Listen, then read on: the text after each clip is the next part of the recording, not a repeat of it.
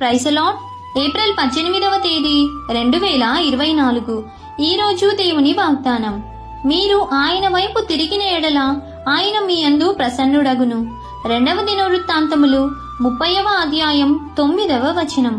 దేవుని చేత ఏర్పరచబడిన జనం అనగా దేవునికి విధేయత చూపి ఆయనను దేవునిగా అంగీకరించి నిలువబడిన రాజ్యం. దేవునిని అంగీకరించి ఆయన మాట చొప్పున చేయకుండా దూరముగా వెళ్తే ఆయన ఆశీర్వాదాన్ని, శాంతిని కోల్పోతాం. కాబట్టి దేవుని వైపు తిరుగుము.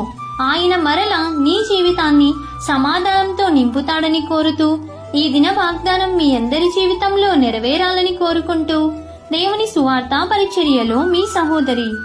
ఆమేన్. God bless.